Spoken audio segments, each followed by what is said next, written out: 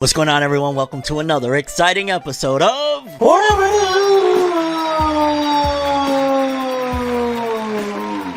the only news source that provides anything and everything anime manga related. And we don't bore you. We get into it. Let's do it. No matter how you move, get it done. No matter how you move, get it done. No matter how you move, get it done. No matter how you move, get it done. Okay, a wise man once said two things. First of all, he said subscribe and hit the bell on ForneverWorld for all of that good stuff that you want in the anime and manga realm. You want updates on all of everything that you care about in anime and manga. Hit that subscribe button. You want to be a billionaire one day? You never know. Hitting that subscribe button might be the pathway to it. So hit it. And the second thing that wise man once said is lead with love. Lead with love, because opposed to coming in here and being like, yo, dog, it's apocalyptic. How about I start off with something very wholesome? Because right now, what's dominating everything is Spy Family, right? So what happens when Spy Family starts crossing over with everything that you love, like Jujutsu Kaisen, Naruto? Like, what happens when we get that type of fiesta? We get wholesomeness and leading with love, lads. Because this fad is taking off in the anime community right now, with taking Anya from the Spy Family anime and putting her in different popular manga scenes. So the first one we got here is this manga panel goes hard as you know what. Anya Forger Special Grade 1 Sorcerer, and I'm not even gonna lie, this is hilarious. Long time no see. She was about to throw hands with Gojo himself. I don't know, dog. I think Gojo got his work cut out for him. Then the next one. This one, I'm not even gonna lie. Y'all know what to do. Look what I'm wearing right now, fam. You know the vibes. Anya, was I late? No, you were right on time, Anya. At last. Anya Forges come to the battlefield to stop Madara and the freaking war. Then we go to Chainsaw Man. It gets darker. You're late, Anya Forger. Yo. What madness! Who is thinking of putting this poor little girl in all of these situations that she shouldn't be in? The 4th grade Shinobi War, she shouldn't be in it. Chainsaw Man's finale, nah, I don't think she should be there.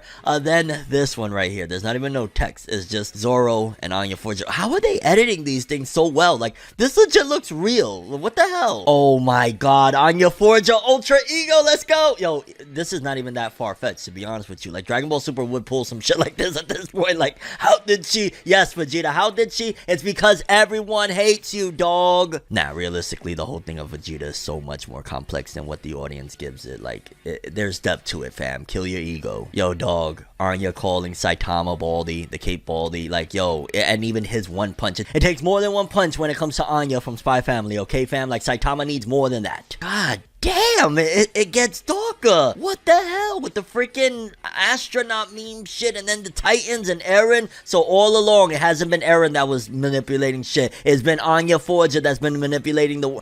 I get it. And last but not least, you gotta end it off. We started with love, and appropriately, we end off with pain. Chibaku Tensei, fam. Like, this is easily one of my favorite meme things ever. It's just wholesome. It's adorable. It's cute. It reminds us of all of the really awesome stuff we love in Shonen Jump. I wouldn't be surprised if actually they're so happy about something like this taking off, because just think about it for a second. Nobody's really talking about battle anime right now, right? Everything is kind of dormant at the moment until fall season. This is kind of reminding people, you love Naruto, you love Jujutsu Kaisen, you love all of these series. Why isn't the Shanks meme there? She should have been Shanks at the war. You know what I'm saying? Marine Forward. And I started with love because here we are. We're at a different point now. Like, that was love. This here, while there's love from me and from the fandom, ultimately, love seems to be fading in certain regards, at the very least, for what Boruto is right now. Because Boruto's manga, yet again, looking at even deeper the sales, right here, Boruto Volume 17, second week in Oricon top 50 weekly charts. And week 2, only 17,296 copies sold, making the total for weeks 1 and 2,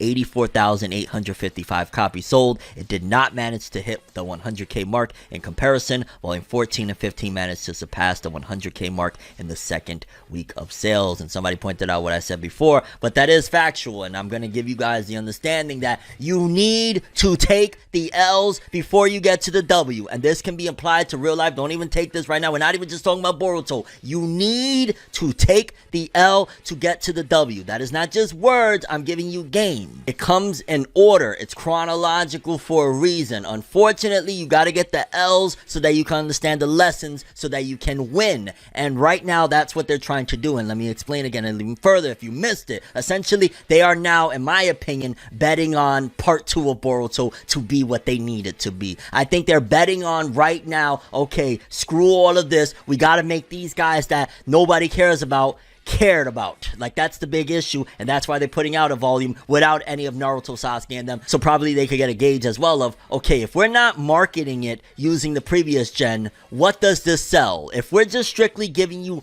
Boruto, this is all Boruto. These are Boruto exclusive characters. Ada, Damon, and Code are the villains of Boruto, kind of like, you know, My Villain Academia. Oh my god. What if the fact that they know that realistically in the US, the My Villain Academia stuff, you know, the villains of My Hero, because again, if you don't know, Boruto was heavily inspired. Ukyo Kodachi, the original author of it, was heavily inspired by My Hero Academia. What if they looked at it from a marketing standpoint as, because My Hero is so popular everywhere, but especially, of course, in Japan, they want to keep that popularity going. And there's that issue that they constantly have to take Horikoshi from writing about the villains and whatnot. What if they were like, well, Boruto is really popular a lot of places. Don't sleep on it. You think it's funny? Honestly, Boruto is actually mad popular. Like, I go to Hot Topic and there's Boruto POPs everywhere. Like, Boruto is more popular than you think. Just because necessarily it ain't targeting our age demographic all the time, like with the anime exclusives and whatnot, it still is ringing off. And what if they were like, you know what?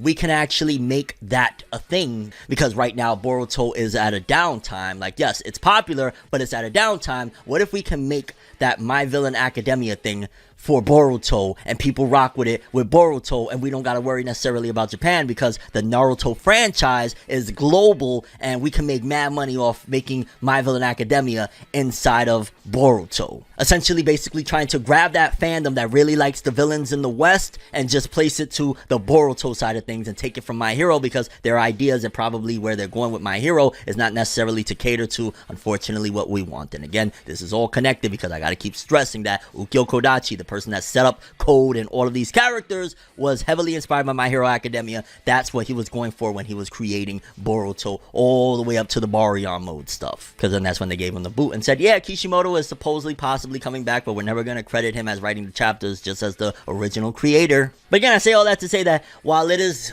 somewhat of a bad week for Boruto, I still gotta keep on stressing that, yeah, it's bad right now. It's going to catch a W later. When Boruto Shippuden comes, everything changes. Over here, y'all already know. Yeah, you watching right now, you clicked on this because you're at the very least interested somewhat of hearing what's happening in the world of Boruto, right? When Boruto time skip happens and things get real and people are dropping the big ones that we actually care about, we're gonna see where things are, how people feel, and that's where we're gonna get a bigger introspective look at what Boruto really is capable of. They're setting it up now. They're planting the seeds.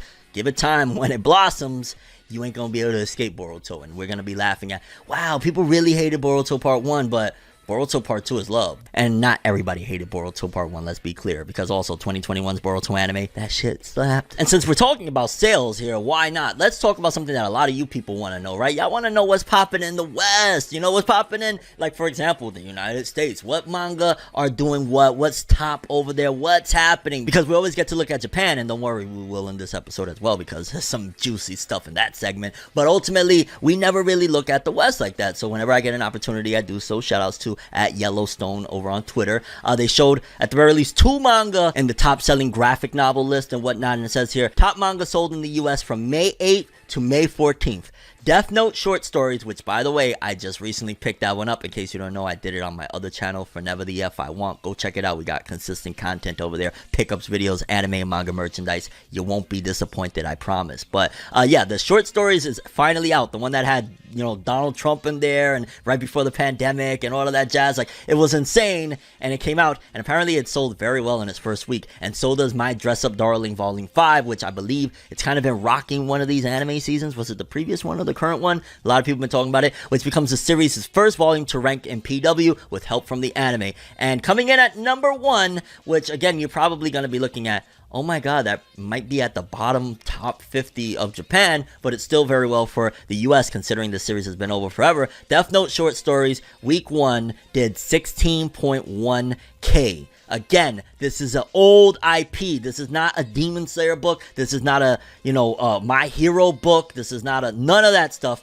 And it sold 16.1K to come in number 1. And then My Dress Up Darling at number 2 with 9,024 copies. But 16.1, that's pretty good, and at the end of the day, it just yet again shows that Death Note is still massively popular. If they ever decided to really, and not just really focus on the West, imagine they just wanted to do Shonen Jump West. Imagine they did like a Western branch of Shonen Jump, right? But like really westernized, not just, hey, we're putting our stuff that we're making in Japan over there. Like, hey, we're making manga that is specifically targeted towards a Western demographic. If they made a new Death Note with the original creators, because they clearly showed they could still do it, they still got it for Death Note, that would be huge. That would be insane. If they made a follow-up to this, and let's just say they do what everybody wants to see, let's keep it real, you want Light as the new Ryuk, you want that, we know that, you don't lie, stop lying.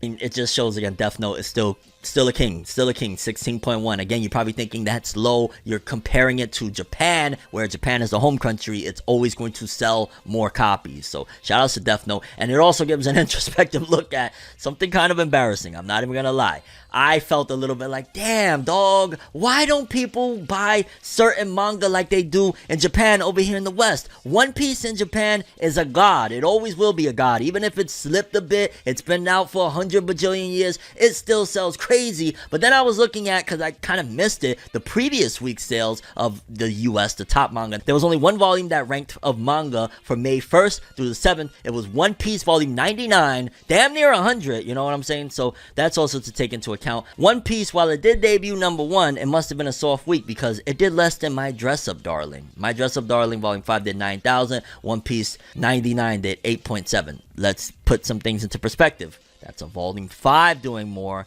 This is a volume 99. Very different commitments. People buying volume 99, if they're actually collecting it, they have to have purchased 98 other manga. My Dress Up Darling, I could go right now and go buy those 5 volumes at any given time that I want. Very big difference. So I don't want to say that it's embarrassing in that aspect, but this was what I was like, what? Bonus, the Demon Slayer official coloring book sold 35,638 copies in its first 5 weeks. A coloring book is doing those numbers. One Piece, realistically, in 5 weeks is not going to do that. So, essentially, a Demon Slayer coloring book can do better than One Piece. Now, let's take the embarrassing aspect out of, oh my god, One Piece outsold by coloring book, and let's really look at what it is. Coloring books, a children's coloring book can go at any given time. If I'm walking with my daughter, she could see a coloring book and say, Daddy, that's anime, and I could buy it for her, and boom, we just sold a coloring book, and she don't even need to be a fan of Demon Slayer. Very different thing. So, while it does feel, when you first hear about it, One Piece outsold by a coloring book, and My Dress Up Darling, like, it's not gonna do what My Dress Up Darling did in 5 weeks. There's just no way. If it continues to decrease, like, week 1 does 8.7, week 2 might do 3.3, yada yada, like, it's not gonna do that. But let's put things into perspective that this is a volume 99 doing that. So at the very least, you could argue that potentially damn near 9,000 people have committed to buying 100 volumes of One Piece. And if you do the math, that's a lot of money and that's a lot of interest, and it's still a win. It's just that we're in a different era of people on mass levels aren't trying to invest in 99 volumes. They want 9 volumes of a completed story. They want not even 9, they want 5 volumes of a completed story, and they want to go on to the next thing. Or it might be like 10 volumes, I don't freaking know, but you get what I'm saying. They want quick and short and awesome, and One Piece is long and godlike. Pause. And the reason I say pause is you should be subscribing, dog. Like, why you playing with me for that? Please subscribe. Hit that bell, lad. Okay, but now we gotta really show it. We gotta show, like, okay, if I'm gonna show you guys that these results are a little on the Western side of things, well, let's jump back to the East and see the top 50 best-selling manga of the week, courtesy of Jose_Ken. And off the rip, places 50 through 41. A lot of kind of a little bit low tier or whatnot, but it is interesting, and I'm trying to look at, okay, so if Death Note came out in Japan, because again, I'm comparing this to the Western thing, everything here from places 50 through 41 sold 14,000 copies or less, meaning that, okay, if the Death Note volume that sold 16,000 from the last segment did more than this, so we'll get an idea of, again, comparing Eastern and Western sales and whatnot. But at 44, we got Detective Conan's volume 101, another 12,000, bringing it at 416. It probably won't hit 500,000, 500,000 before it leaves. It'll probably hit 500,000 after, but that's still a massive win. 500,000 copies, 101, like that's a huge difference. Then places 40 through 31, we got a little bit more of a look, but also I'm still noticing that pretty much that Death Note volume, if we're comparing it to Japanese sales, the #1 selling manga in the West would be, for this week in Japan, about place 36 in their top 50 best-selling thing. That's the difference between the West. Our sales would land us at number 36 on their sales, which is understandable because, again, like, this is the homeland. But I just had to give you guys that comparison so you know where we're at with the comparing the U.S.'s sales to Japan. Granted, other stuff does sell more sometimes, so there's that aspect as well. But looking here, we got Bakido Volume 13 with 15,000, number 39. Spy Family, Eyes Only Official Fan Book. Yo, they'll throw anything. Once something pops, they're like, yo, dog, we got these stickers that we just farted out. Like, yo, y'all want these shits? $100 a pop. Let's go. Hustle, hustle, hustle. Then at number 35, Boruto Volume 17. Yeah, yikes, man. 2 full weeks, 14 days. Not a 3-day, full 14 days, man. Just not great, but I understand the end goal, and I understand that they're planning on, once we're at, let's just say, volume 41, and it's Boruto Shippuden, they're betting on that's going to do a lot more than this because they're going to revamp it. I'm calling it. Then we got Marshall Volume 11, 17,085 in total in 2 weeks. That is still great for Marshall. It's just, I've noticed that a lot of manga, the manga industry has seen a hit, and I don't know if it's because the pandemic is starting to go out or whatnot, but I remember very vividly that Marshall earlier on, let's just say even 1 year ago, was doing about 100k week 1. So the fact that this is taking 2 weeks to do 85, it's kind of on par with what's Boruto. Again, it might not necessarily be that Boruto is completely taking this L, like it is a drop for Boruto, but it might be that a lot of these series in unison, manga in general, are selling a little bit less a year later now that everybody's not stuck at home just reading all the time. They're going outside. One Piece Volume 102, 17,000, 1.5. My God, from 8,900 in the US to 1.5.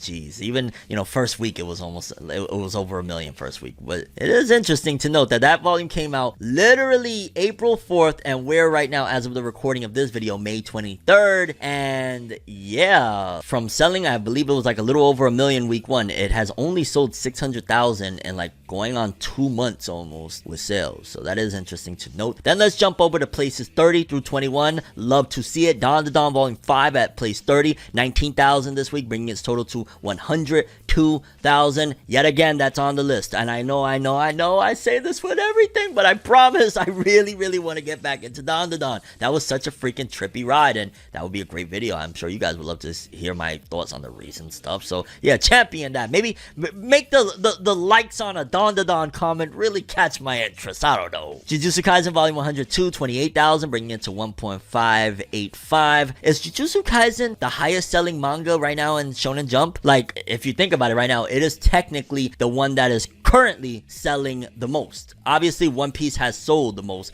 but Jujutsu Kaisen is technically the highest selling manga that can currently generate the highest sales. That's Jujutsu Kaisen. That's not a fiction. That's not an opinion. That is fact. Then Tokyo Revengers Volume 27, 28,000, bringing its total to 814,000. Closing in on a milli. I think getting to a mil before we leave is still possible, but yeah, Tokyo Revengers, I don't know, I'm still not a fan of that cover, I'm sorry. Then the restoration arc of Rurouni Kenshin, the Hokkaido arc, another 30,000. I'm still shocked, and congrats to Kenshin fans. I know Kenshin fans, especially my dude, shout out to Naruto Explained, my dude, like, yo, Kenshin fans are eating right now. 150,000 total in 14 days for a manga. Like, again, this is a restoration, but this is from an old IP. I wish that there was one magazine, right? Just think about it. Why don't they do this? I guess they like trying to spread and make other shit, whatever, but I would love if in the same magazine that Boruto comes out and Dragon Ball Super, we would have Boruto, Dragon Ball Super, these Rurouni Kenshin chapters. They might be, actually. Maybe I'm wrong on this and I'm not even realizing that it's in there, but I'm pretty sure. I don't think Kenshin is in V-Jump, but maybe I'm off on that. But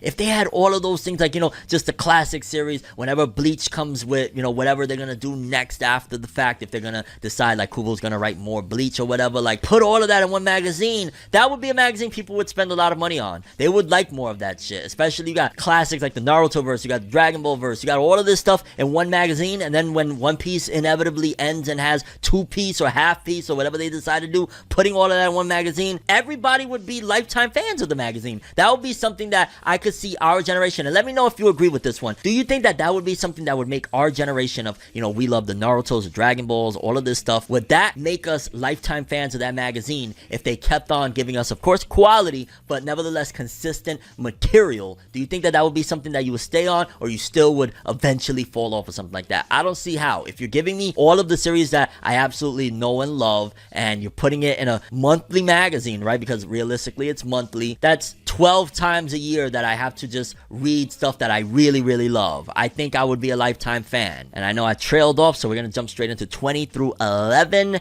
And a whole bunch of Spy Family volumes are up in there. Natsume Yujin Cho, which a lot of people are like, yo, Fornev, you don't know about that. I know I don't know about that. What is that? Spy Family, again, volume 3, 1, 2, 5, all 40, 38, 39, 40. Like, wow, a lot of sales. And then we got the Tensai Shitara. Is that the slime series? Or maybe I'm off on that. I'm not sure. Either way, then we got Top 10, which Spy Family is like the only thing that is really making noise this season right now. Like Tomodachi Game, as much as I was talking about that a few weeks ago or whatnot, nobody's really talking about it like that. It's only Spy Family. It's like that's the only anime that exists right now. We got places 10, 9, 8, 6, 2. Like, Jesus Christ, Spy Family, the takeover is beyond just real. It's here. One Punch Man volume 25, 55,269. Always a joy to see One Punch Man still doing its thing. Spy Family volume 9. This is a weak for manga sales in my opinion. Nothing even broke 85k. 84,000 sales at number 1 My Hero Academia volume 34 with Star and Stripe. Shout out to Star and Stripe. Love that girl. Oh my god, she's amazing.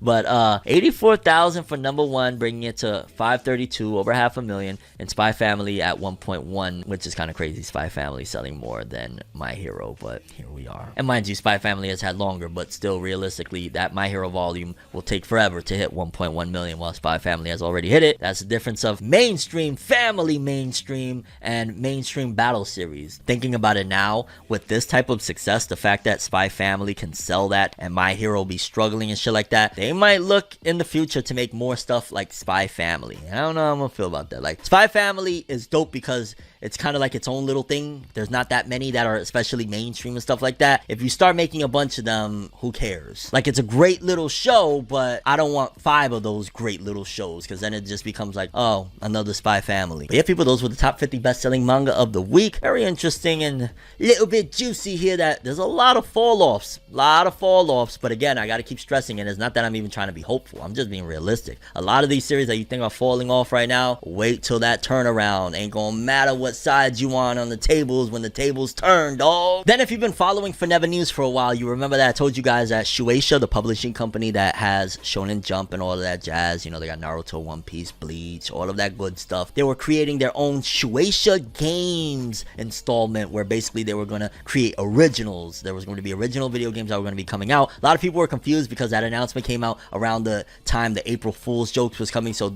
a lot of people didn't know what was real and what was fiction, including myself. I'm not gonna lie, I was a little bit like confused with, okay, so what's this and what's this? But we actually have a big announcement on what's happening with the future of that Shueisha Games thing, because again, this could be an experiment, which it looks like it's an experiment for them. Obviously they have a lot of ties and whatnot with companies like Namco Bandai, but this looks like this is an experiment to get some quick change. I'm not even gonna lie, it doesn't sound like we're going to be getting any heavy hitters, at the very least coming soon. Shueisha Games unveils trailers for 3 upcoming indie games. Shueisha Games, Shueisha's game publishing affiliate company, revealed trailers on Sunday for the Captain Velvet, Meteor, the Jump Plus Dimensions, Hateno no To, the Tower of Children, and Solver's indie games. Shueisha Games plans to publish, or is currently publishing, all 3 indie games. Momo P Game Studios' Captain Velvet, Meteor, the Jump Plus Dimensions will release for the Switch this summer with support for Japanese, English, and French. And Shueisha describes the game as Damien is an extremely creative and imaginative teenager born in a binational French-Japanese family. Oh my god, they're literally just targeting what's happening right now. Like, I know there's a lot of biracial French-Japanese people over there in Japan. I also know that there's a big market of manga lovers in France. I want to say France, if I'm not mistaken, is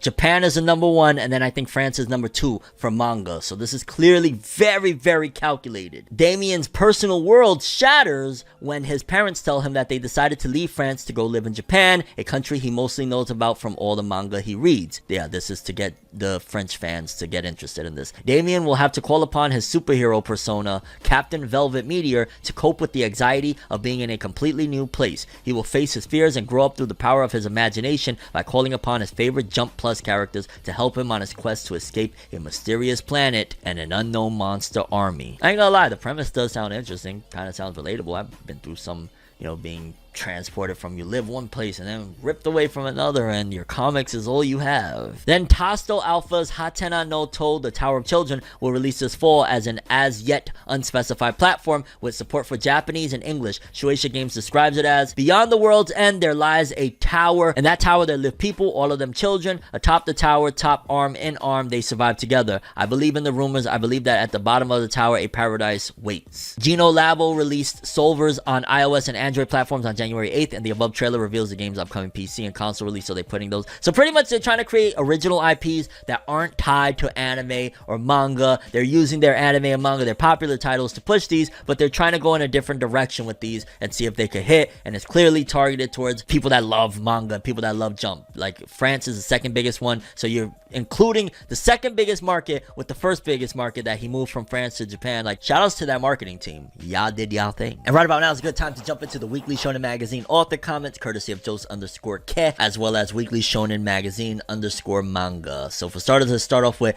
Negi Haruba from Ranger Reject. Let's try on swimsuits at the store sooner rather than later. Yeah, we're just about at that particular point, and I'm not gonna lie, lads, I'm working on it, lads. We're gonna get into that swimwear, hey. Then we got Muneyuki Kaneshiro, author of Blue Lock. Fujiko Afujio's Laughing Salesman is my lifeblood. I'd like to offer many thanks to him for creating this masterpiece. I feel like I read this comment before, but I don't think I did. But either way, I don't know if I've said it before, but I really enjoyed The Laughing Salesman. In fact, I think I did a first impression of The Laughing Salesman at some given point.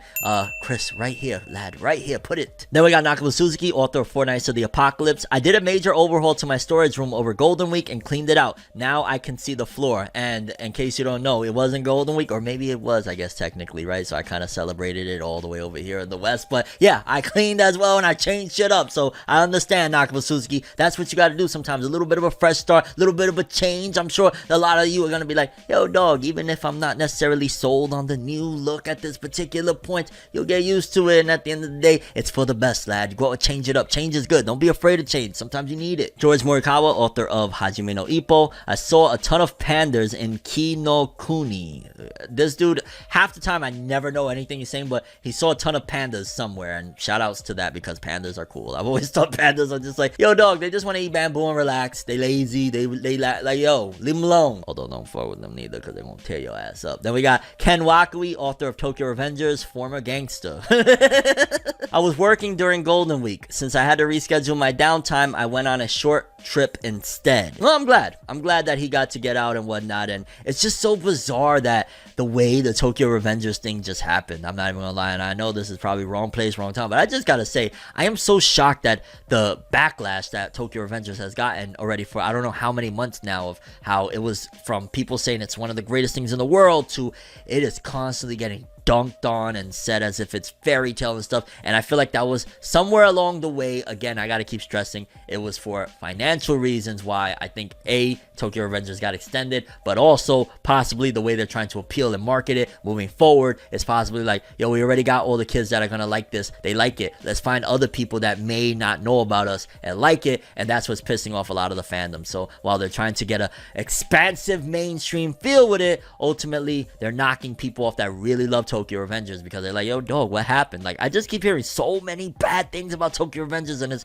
so heartbreaking, man. So heartbreaking. I'm gonna catch up eventually, but I'm not in no rush right now. Hearing that, I'm not in a rush. And I know that the anime's next season, 2, 3, I don't know how many, a lot of the anime seasons are gonna be just straight fire until we get to this point, but yeah. Hiro Mashima, author of Eden Zero, Fairy Tail 100 Years Quest. I saw Doctor Strange. So many unbelievable things happened, and a lot of parts came off like a horror movie. I gotta go watch that movie. A lot of people keep on saying about Doctor Strange, for better or worse. I want to make my own opinion on it. Let me know what you think. Was Doctor Strange a good film? Is Hiro Mashima bugging out? Is he on that? Like, yo, is it just like, yo, that fairy tale talk coming out right now? Like, there was some friendship stuff happening in Doctor Strange. Like, let me know. And by no means am I making fun of Doctor Strange. I haven't seen it. I'm asking you, like, is Hiro Mashima on that juice again? Then we got Kei Urana, the latest to hit Weekly Shonen magazine from Gachi Akuta. One of my assistants is great at snarking, but they were overwhelmed with the idiocy and thus gave up trying to deal with us. Thanks for everything. That's hilarious. It sounds like there was some beef in his office. I'm not gonna lie. I had to stay quiet and read this for a minute again.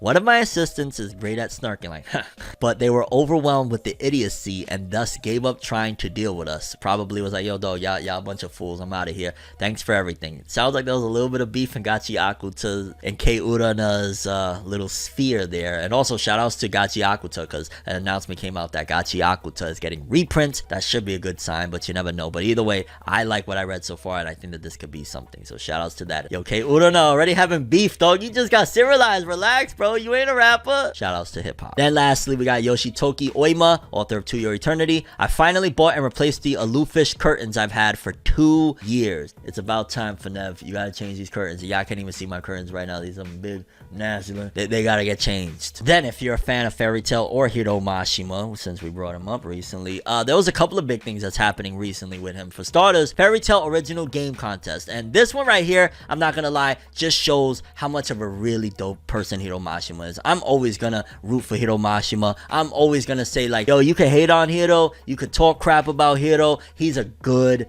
person. He's shown time and time again he's a hustler. He's giving. This one right here, so basically, grand prize work announcement. The grand prize work was announced at the following URL. In the unprecedented situation that 3 works were selected, because pretty much Hiro Mashima created a contest. He was going to pick out 1 winner. He ended up picking 3 because he was just so impressed, and the grand prize that was planned for 1 work was increased. The amount basically is being increased by Hiro Mashima, and from what I was told, I'm not 100% sure because I can't translate everything, but from what I was told, Hiro Mashima put up like millions of, I don't know if it was dollars or yen, so it might not be the biggest thing in the world, but the fact that there was prize for 1, I forget if it was thousands of dollars, some shit like that, and he decided, oh no, I'm putting up my own money for this because I was so impressed. Hiro Mashima cares about his fans, and that's somebody that I'm going to respect. So he's a hard worker, he's a hustler, he never quits, never surrenders. The anime gets axed, he starts turning out 3 and 4 chapters so that there's enough material for it to come back as soon as possible. Shout outs to Hiro Mashima. Stop shitting on him. He did make mistakes. Fairy Tail wasn't perfect. There was times where I wanted to rip my hair out. We're in a different era. Everything I'm hearing about Eden Zero is fire. He's a good person. Let's leave that Hiro Mashima slander in the last generation, okay? It's over with. Fairy Tail won't hurt you no more, but Hiro Mashima can save you and show you how to hustle and how to get to it. And since we're talking about Hiro Mashima and you want a little bit more inspiration of just how awesome this dude is and how hard of a worker he is,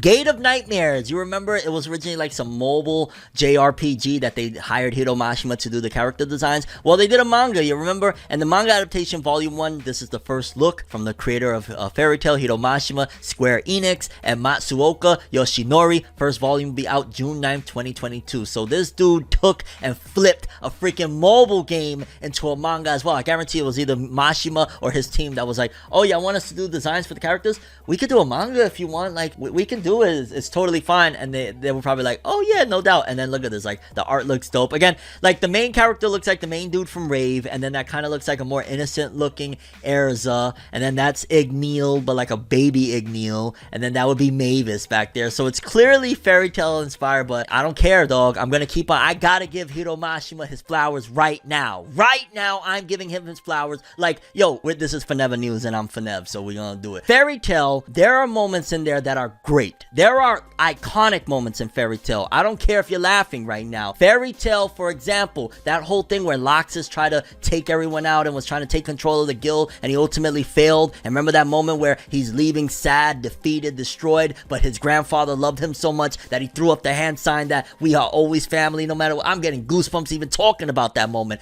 That shit right there, you know that was a great moment. Yes, there was problems all around it, but you cannot deny that Fairy Tail has some dope stuff and that Hiro Mashima tries. Shout outs to Hiro Mashima. Salute. I don't even salute, but I had to do it. Then let's jump into something regarding my favorite mangaka right now. I've said it before, I'll say it again. Post Big 3, Tatsuki Fujimoto, favorite mangaka, bar none. Everything that he releases, I either cry, laugh, or think is one of the greatest things in the world. You Are a Goat, Fire Punch, Look Back, Goodbye Eddie, Chainsaw Man, You Can't Stop This Man, and Goodbye Eddie by Tatsuki Fujimoto, which let me know if you guys really let me know. I don't know how, maybe get this video to 5,000 likes. I doubt that's gonna happen, but if we can get this video to 5,000 likes, I will 100% do a Tatsuki Fujimoto's Goodbye Eddie video, straight up and down. You might even see me bawling, crying, talking about it. I'll just be honest with you, because it was God tier. Again, 5,000. If not, it is what it is, lads. But Shihei Lin also commented on Chainsaw Man Part 2, which that's where it's like, okay, update again. It's update time. When are we getting it? Shihei Lin, which by the way, he's the editor for Chainsaw Man for Tatsuki Fujimoto. He commented saying that Tatsuki Fujimoto is currently in production with Chainsaw Man Part 2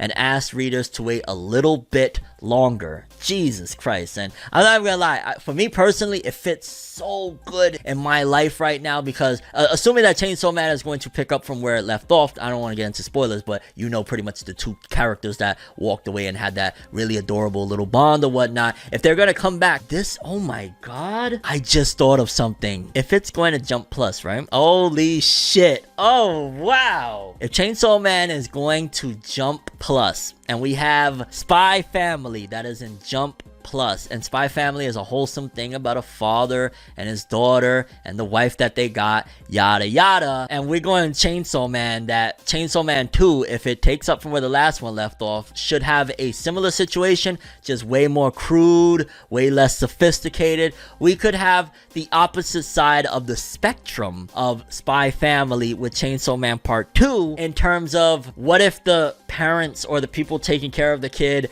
aren't all that sophisticated, aren't the most intelligent, aren't the best in the world at what they do. What happens there? I want to see that if that's the route they're going to go with Chainsaw Man Part 2. And either way, I think that that's a large possibility considering we just spoke about how successful Spy Family is. What if you take the crude insanity of Chainsaw Man Part 2 and add a broken family element that is somewhat almost, I guess, the opposite side of Spy Family? I think that that just goes boom and becomes the biggest thing in the world and nobody will ever shut up about this. Or it could fall flat because we've seen when you reinvent it, Tokyo Ghoul Reed, there was parts where people were like, oh my god, Tokyo Ghoul, the original is so much better, it's too complex, I don't like it. So we gotta wait and see, but that sounds fire. And again, it could just be me projecting because, you know, I'm a father and seeing, you know, Spy Family, the perfect father, and then seeing Chainsaw Man, somebody that probably would be a horrible father, to see the different sides of the spectrum because I know I'm a damn good father. But yeah, it looks like we're going into that age where they understand that anime and manga fans are growing up. A lot of us are having kids and like, well, we know you still love our medium. How about we give you stuff that you can enjoy with your family? I like it. And since I'm talking about epic mangaka that I believe in, another one I gotta tell you guys about. So y'all remember the author of Red Hood, Yuki Kawaguchi. Red Hood was awesome. The ending was so meta because it was so sad how it ended. Y'all know Red Hood should have been something. I don't know what Jump was thinking, what they were on, but ultimately,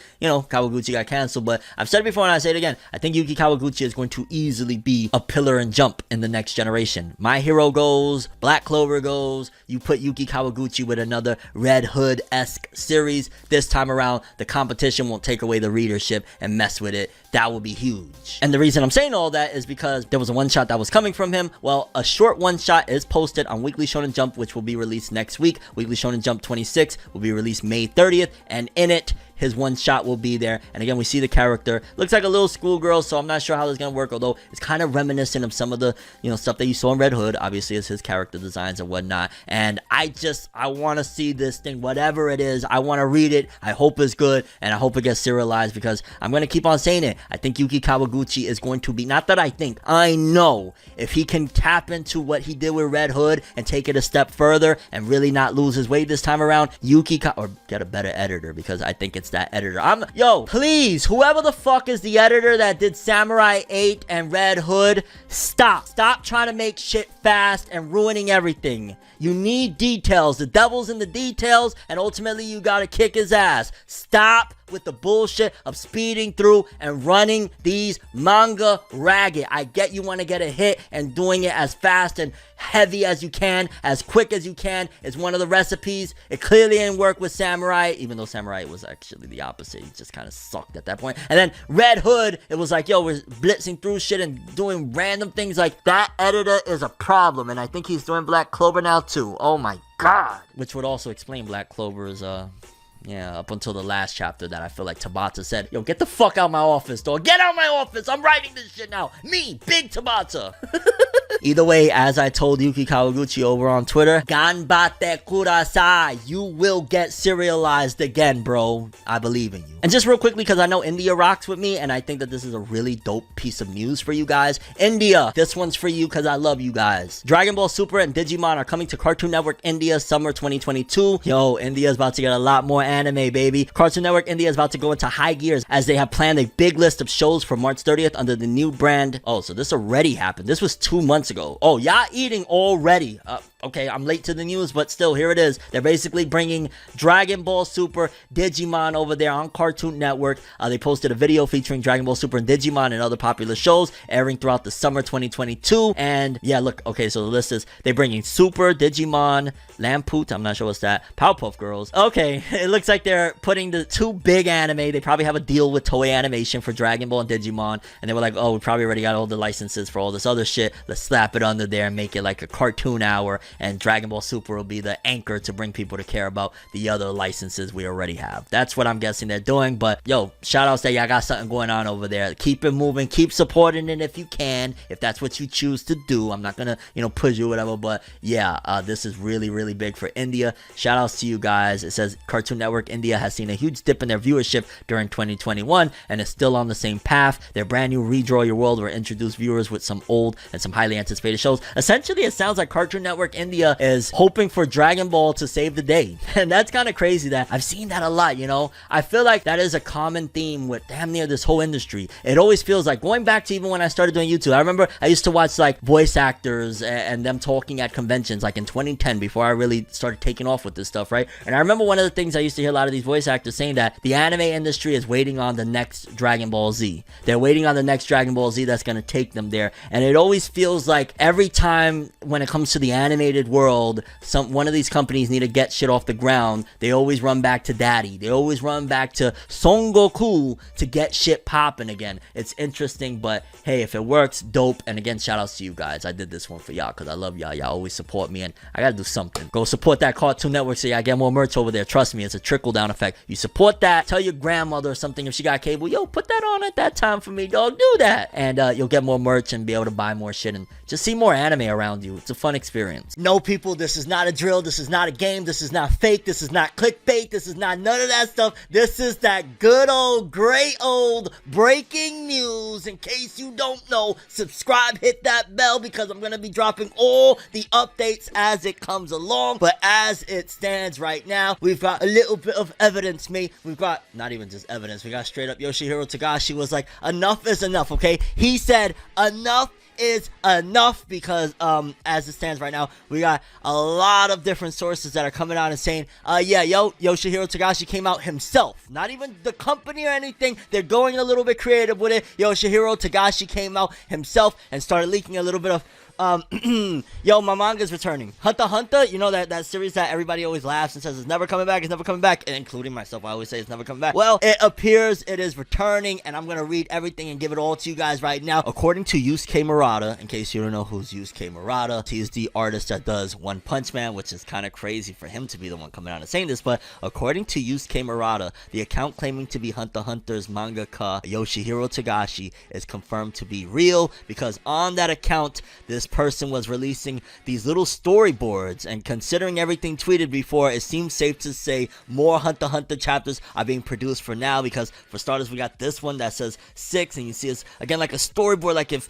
Tagashi's drawing, like this is his real drawing, and this is just crazy because I've never seen it done this way. Usually when Hunter x Hunter comes back is at Shonen Jump in an article or something like that. So for Yoshihiro Tagashi to be doing this, I feel like, okay, we're at the beginning of it, people. You know how I've been telling y'all that, hey, right now anime and manga is dormant. Not a lot of people care about it right now. They're not really dropping anything big. This is the spark that is about to change the rest of 2022, people. Hunter x Hunter officially returning, seemingly based on Yoshihiro Togashi just randomly dropping us goodies of, yo, dog, storyboard here. I got at least 4 more episodes to go, and I don't know if he's referring to that he got 4 more for us, or that he got 4 more to go in order to hand in a full on, like, yo, I got like a year's worth of chapters, or I got 10 chapters. I don't know what it is exactly, but he said 4 more episodes to go, so we're gonna see. But either way, Hunter x Hunter, baby, curious what you guys think. For starters, are you excited? Are you getting back in? I just feel happy to say that for the people that are desperate for Hunter x Hunter, for the people that want it back so badly, here you go, man. Sometimes miracles do happen. And Yoshihiro Togashi been listening, like, I've been quiet throughout all of this stuff ever since the pandemic went down. Yoshihiro Togashi has been mum.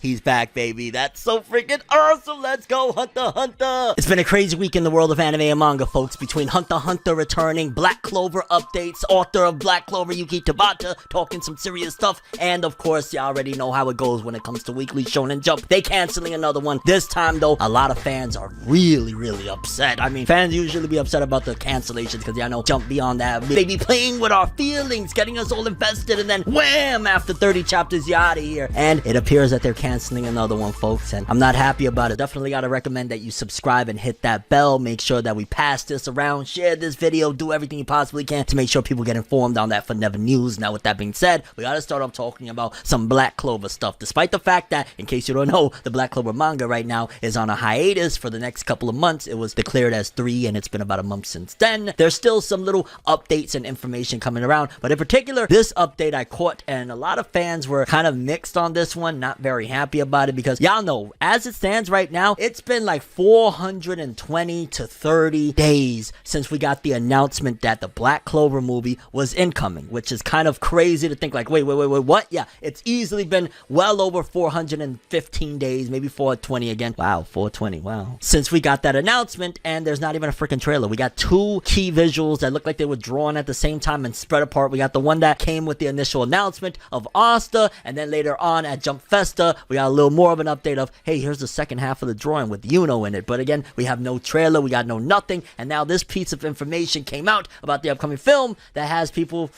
not that happy. And shout outs to the user that posted this, but they said, so to anyone who's curious about who's directing the new Black Clover movie, my season 4 Blu-ray just arrived, and in Ayataka Tanemura's interview, he states, thank you for watching this far. I will be working as the director on the movie that's currently in production, and a lot of amazing staff from the TV series will be back as well. And a lot of fans were like, oh no, that's not the director that they wanted. They wanted the peak director, Yoshihara, to come through. Some fans said, I was hoping for Yoshihara, but Ayataka did a great job with season 4. Oh, so that was the person that handled season 4 of Black Clover. And while season 4 of Black Clover, you could definitely tell they did like guerrilla warfare in terms of putting it together with, you know, scouring the internet. Anybody that can animate, come aboard and help out. Ultimately, considering the time schedule that they had to create that, it was very close to when the manga did it. They did a phenomenal job. So even though some fans are like, I want Yoshihara, like this guy right here, another person saying he's probably too busy to direct the whole movie, because I believe Yoshihara is also working on Chainsaw Man, which, oh my god, Chainsaw Man's gonna be just godlike. So they probably are allocating whoever they can when they can, and it almost sounds like they're treating this Black Clover movie like a quaint relic of, hey, we get to it. And I think that's mainly because from a financial standpoint, they're just looking at it as maybe it's not as profitable as they would like it to be, and it's almost like a project of passion to a certain degree of, hey, if fans rock with it, we'll make more, but as it stands right now, this is just a quaint relic that we'll get to it when we get to it. Because let's keep it a buck, if there was a giant driving rush for Black Clover, they would have dropped the movie already. Like, you know, once Bleach started eclipsing the demand year after year after year, they were like, okay, we're gonna bring back Thousand Year Blood War finally, you know, because there was a time where Bleach was not all that loved. Especially, it took for the manga to end, in my opinion, for people, even as myself, to realize, I miss Bleach. Bleach was freaking awesome. Bring back Bleach. So it kind of would be the same thing in a sense of when Black Clover starts to get more of people screaming, hey, we want it, maybe it'll come back. I wonder, and I'm scared about this one, but I wonder if they're waiting for the Black Clover manga to wrap up in order to put out that movie? What if that's going to be like the end game? They decided, you know what, Black Clover just isn't the next Naruto as the previous, I believe, or the current editor-in-chief of Shonen Jump had proclaimed he wanted. It didn't happen. We got a movie coming. We're gonna drop it with the end of the series. Who knows? Maybe this movie is going to be the first time we ever see them as, like, you know, the Wizard King or whatever is going to happen. Maybe this is going to be a film that's going to showcase the end of Black Clover. Maybe that's why they're not showing anything, no character designs, no trailers, because they can't, because possibly the idea that they came up with is this is going to be like maybe the last Naruto the movie, but for Black Clover. That's a possibility. Also, the fact that Studio Pierrot seems to have like no interest in doing movies. Like, what's the last big film they've done besides, like, I can't even tell you. I think Boruto Naruto the movie was the last big film they did, right? Unless I'm like totally misremembering. Like, they didn't even do a movie for Tokyo Ghoul, and that would have been huge if they would have done anything, a spin-off movie, anything, a big theater thing, and they dropped the ball. But yes, people, the director of season 4 of Black Clover is working on the Black Clover movie. He confirmed that. Some fans aren't happy because they wanted somebody that has done some more impressive work per se, but either way, that's the information we got right now. And again, they're really shafting this. I'm just giving it a buck. If you've waited 400 plus days to drop anything, especially when this is a multi-million-dollar company that, you know, Black Clover was one of the biggest anime over on Crunchyroll. It's just, sometimes it's just bizarre. Black Clover is just a bizarre phenomenon of, so people really love the anime, they love to stream it, but there's not no value in the manga and the movie. They're just scrambling on what to do, it seems. And while I got you here, I want to say I reported on some of this before, but I really thought this was awesome because y'all know that whole Yoshihiro Togashi is back, Hunter x Hunter returns. It's actually a thing. It's actually returning, and I'm kind of like, holy cow, what? So with it, a lot of fans have been digging up old articles and just seeing the camaraderie and fanboyism of somebody like Yuki Tabata and his love and passion for people like and creators that inspired him, like Yoshihiro Togashi. For example, this was an old one back when he drew a cover for Weekly Shonen Jump, and they were asked to like draw different iconic characters from the magazine's history. And right here, Tabata says back then that why he decided to go with Hiei was, I was super hooked on Yu Yu Hakusho as a child. Me too, as a child, as a teen, as I'm still addicted right now. I love Yu Yu Hakusho, and I read all the volumes on my bookshelf so many times that they're all rugged now. My DVD collection says the same thing. I loved Hiei the most. The evil eye, actually Kurama was my guy. Black Demon Flames, the Black Dragon King Flame, his cool personality and his strength. Despite his height, I even copied Hiei and added some evil eye characters in my manga, and I still am now. Pretty much he was like, yo dog, you know, y'all be saying I rip off shit. I bet I'm ripping off Hiei. He's mine now. But then also, this was another really dope one. I'm not sure when this one was posted, but it says here afterward. This was probably in one of the volumes of Black Clover. The other day, my wife and I went to the series award ceremony and the Jump Exhibition Volume 3 private showing, and we had a blast. The lady photographer who took the souvenir photos told me, you boast about your wife a lot in your weekly author comments, don't you? Which made me chuckle. All sorts of people said very nice, very welcome things to me, including Big Brother Tamu of Beelzebub.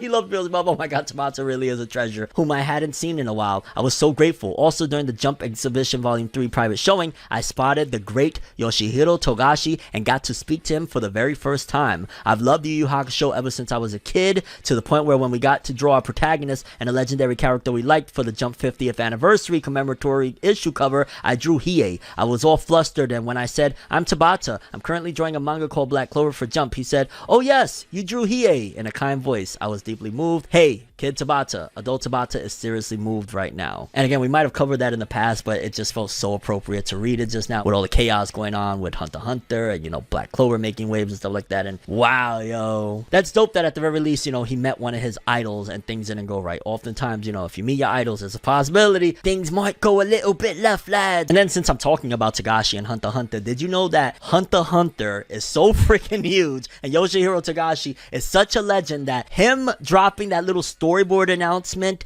made such a ruckus that in a day, Yoshihiro Togashi has 1.4 million followers on Twitter. And in a day, I'm talking about from everyone from Mr. Beast, RDC World 1, Caleb City. Like, I just saw all of the biggest, and not to mention a lot of people were saying, I can't verify that one. Chris, check if it's true, that there were some big companies that were also joining in on the festivities of Hunter x Hunter's return. I can't verify, but somebody said it was like McDonald's and a bunch of other ones. But either way, I know a lot of celebrities, I know a lot of big people were going in on that, and it got him to 1.4 million in a day, dog. That is king stuff. That is that Yu Yu Hakusho meets Hunter x Hunter greatness that Yoshihiro Togashi brings. And quickly, because there were a few people that actually still to this point believe that either A, I faked that somehow, which is like, what? Like you missed the 50 million other people that followed suit with me and talked about it. In case Yusuke Murata, the artist of One Punch Man, clarifying that was Yoshihiro Togashi wasn't enough proof for you, Oricon themselves, the people that track the sales in Japan for manga and all that jazz, has confirmed with a Weekly Shonen Jump spokesperson that Yoshihiro Togashi's Twitter account is official and belongs to that mangaka. So it belongs to Togashi. So for people that are like, that's a bot account, oh my god, this is clickbait. First of all, bozo alert, like FORNEVERNEWS keeps it real and gully over here, y'all know that. That's why most people press that subscribe button like you're gonna do right now. You're pressing the subscribe button and then you're going on over and you're clicking that bell so that you make sure you know, be up to date with everything. And thank you for that, by the way. I appreciate you clicking those buttons. And with that being said, now we gotta get into the heartbreaking stuff. Again, I led with love, and that love led us to this right here that I'm like, Shonen Jumpu, what the hell are you doing? I am once again to I can't even talk right now. That's how distraught I am of what the hell I just read. Because in case you don't know, Weekly Shonen Jump gets a little bit randy when it comes to that axe. They love to cancel whatever it is that ain't making a gajillion sales and a gajillion viewership ASAP. Even if the sales are like mediocre-ish, they still don't care. They want you to do Assassination Classroom Volume 1, 600,000 copies off rip type of sales. And if you're doing anything less than that, if the rankings in the magazine ain't great, you're out of here. They're not giving you room to grow. This is the era where if you were like early One Piece, if you was like OG Dragon Ball, any of those type of series, you would not survive in this landscape. You gotta just be, I don't know, extraordinary. They're just trying to find superstars among superstars because yeah, they canceled another one, folks, and you're probably like, which one? And honestly, I thought if they were going to cancel something, it was going to be something else, or this was going to be the last one to be announced being canceled. However, the strongest new release, like dead ass, this was the strongest, the best new manga since Red Hood, that also coincidentally got canceled. Shout outs to that terrible editor that led Yuki Kawaguchi down that dark road of,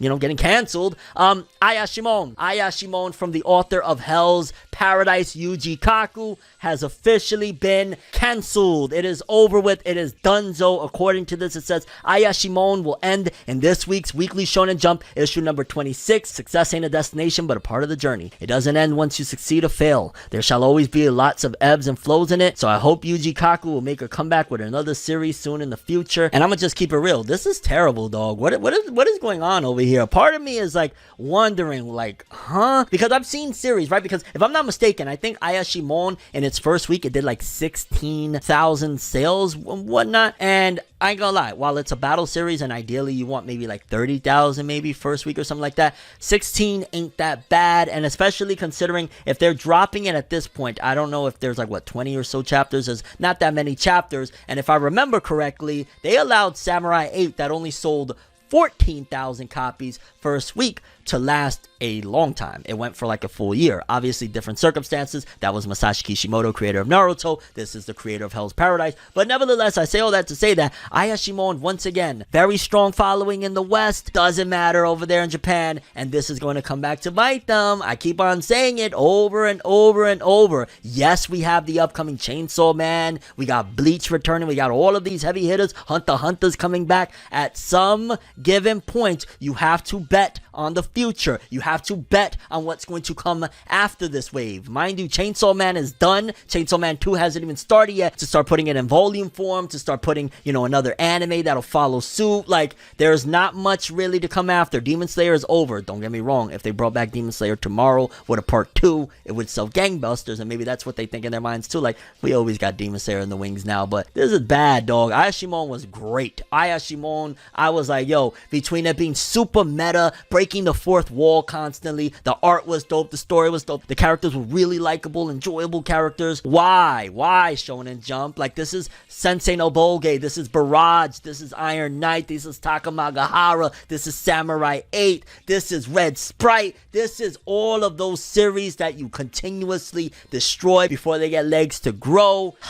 I honestly say, my recommendation, I doubt Yuji Kaku is going to see this, but if you are watching this, go back to Jump Plus. That is the future anyways. Leave that magazine alone. Honestly, I would encourage any author out there right now that wants to get serialized, while Shonen Jump is a strong possibility of really going super mainstream like a Chainsaw Man, a One Piece, Naruto, Bleach, all of that stuff, I feel like you could do something very big with Jump Plus, because look at what Tatsuki Fujimoto did. Look at Chainsaw Man and how huge that is. All of that is in Jump Plus. That's the digital one. Your schedule's a lot flexible. I get it. Maybe the money ain't the greatest probably in comparison to being in the magazine that's, you know, released on stands every week. I still say Yuji Kaku should come back and go to Jump Plus with whatever he does next. That's the best way, because this magazine is just bull at this point. Like, what's gonna stay? And Marshall's on its final arc and doesn't even have an anime. What are they doing over there? Hire me for Shonen Jump West. I got this. I'll take us to the moon, because clearly that's what needs to be done. There needs to be a Shonen Jump West in order to really, you know, basically facilitate, okay, this audience over here, why are you gonna discard them? Why not say, yo, we might be able to make a whole other magazine with these dudes. As a matter of fact, FORNEVERNEWS magazine, dog, hit me up. Let's get into publication. I'll show y'all how it's really done. But yeah, people, I just had to rant over that because I didn't know if this was going to, you know, it was a toss-up. It was like, yeah, it could happen, but I thought really Doran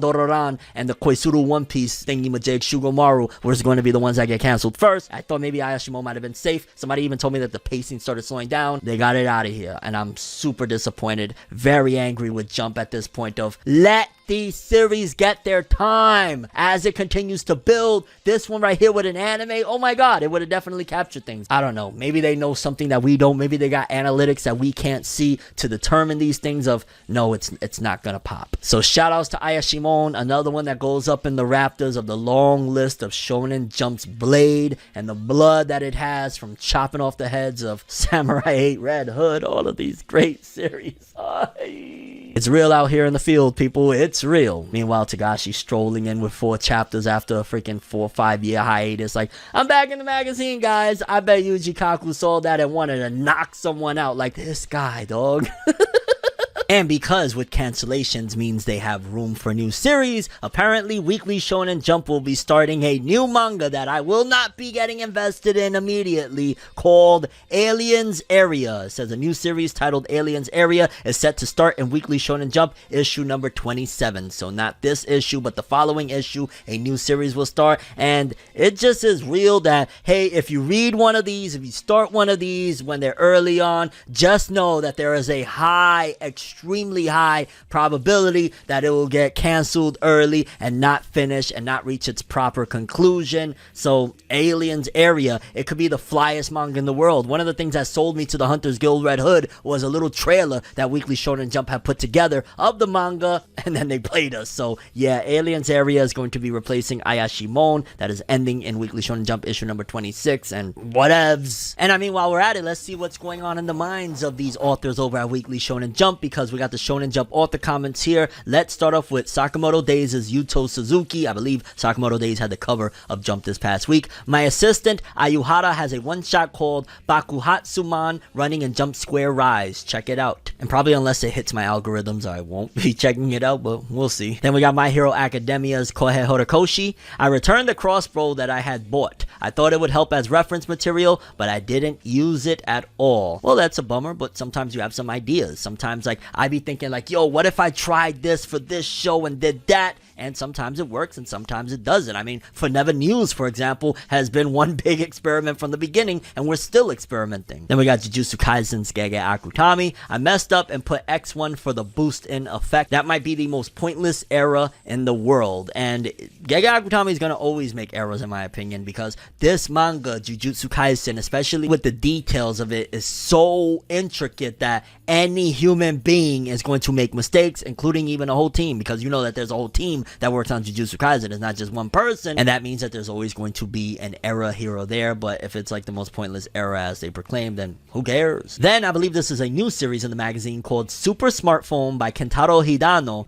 I've been friends with Doran's Osuka since my student days. We're in Jump together. I'm so happy. And that sounds crazy. Like, imagine being, you know, because getting into Shonen Jump is no easy task by any means. So imagine to make it into the magazine with somebody that you're longtime friends with. Granted, Doran Dororan could be out the magazine next week, considering they're getting rid of Ayashimon, and Ayashimon was far more liked and successful than Dororan, although Dororan kind of appeals to children more. Maybe that's the bag that they're going with that one, but yeah, I mean, shout outs to this author, Super Smartphone. Don't know how long you'll be in this godforsaken magazine, but yeah. Then we got Hajime Komodo from Martial Magic and Muscles. I want to be able to throw a baseball 140 kilometers an hour before I die. I feel like I still have time, so I'm going to get buff. You're not Mash, fam. You're not Mosh Von Dead. Like, what you do? Is it Von Dead or Von Dread? Oh, shit. But yeah, you're not Mosh, dog. You don't got magic and muscles. Well, you got magic with the pen, because Mosh is a pretty Mosh is a pretty awesome story. Again, Osuka from Doran. Even if I'm tired, hearing the Anpanman song gives me energy. What a wonderful song.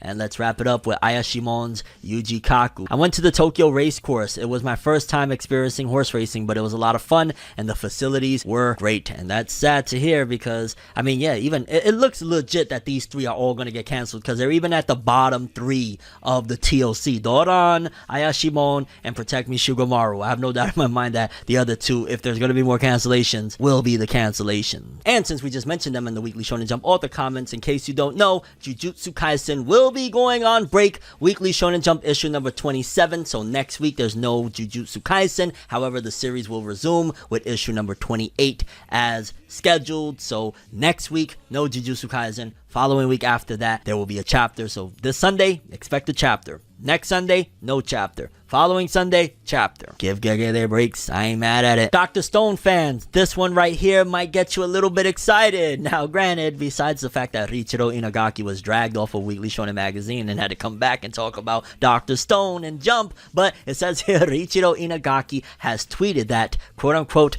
Dr. Stone is not over yet. There's no certainty about what he implies, but remember, the series has yet to publish a special chapter in summer commemorating the Dr. Stone Ryusui special. And to be honest with you, I think he's saying that because, let's just keep it real, right? Dr. Stone, as popular as it was never like a mega hit, right? It was never like a big, oh my god, inescapable type of hit. So that's one. The manga is over, so there's nothing weekly keeping Dr. Stone in people's minds. That's two. Then on top of that, the anime got delayed for an ill minute. Like, we were supposed to get the new anime coming this summer. Now it's pushed to 2023, and we're only getting that TV special thingy majig, and there's supposed to be like one extra chapter. So really, there's not much to keep people involved in a series that sold about 13 million copies, which is great, but it's not the biggest thing in the world, especially considering the fact that we see that Weekly Shonen Jump, they don't want just sales, they want god tier sales, and Dr. Stone was never god tier sales, so who knows? Although it would be crazy if, like, imagine Dr. Stone returns with like a spin-off series in the future. Again, I don't know how it ended, so I can't really call it, but that would be kind of crazy if it returned for like a Dr. Stone in the future. The Stone Age got more stonier. And I wanted to throw this in because at the end of the day, it is a Weekly Shonen Jump manga. It has survived the almighty axe, and it is of a different type of Shonen Jump. It's a gag series, but in case you ain't hear the rumblings around the world, Me and Roboco has officially announced its TV anime adaptation in Weekly Shonen Jump issue number 26. Me and Roboco, it often does like parodies for the covers. Like, it'll parody Jujutsu Kaisen's cover. It'll parody Demon Slayer. So that's the series that it is. And based off some of the rumors that I heard that it was going to be a short anime. I don't know what that means. It could be that the episodes are going to just be like little mini episodes. Like, what was it, that Sayaki series? So it could be that these are like little mini episodes. It could mean that this is only going to be like a 6 to 10 episode series or something like that. But yeah, that was the announcement. I think they want to just give it a try, right? Because Me and Roboco, you don't know what could happen. A comedy series could go yay or nay. It could blow up and be huge because of all the parodies. It could fall to the wayside and everybody be like, nah, we don't care. So we got to wait and see. But yeah, Me and Roboco has officially announced its TV anime adaptation in Weekly Shonen Jump issue number 26. And yeah, people, that's all the stories we have for today's episode. Curious what you guys think. Most important story, favorite story, let me know. Be like, yo, Fornev, this is what's on my mind. I'm commenting, I'm liking, I'm subscribing, I'm doing it all because I rock with that FORNEVERNEWS. Have an awesome day.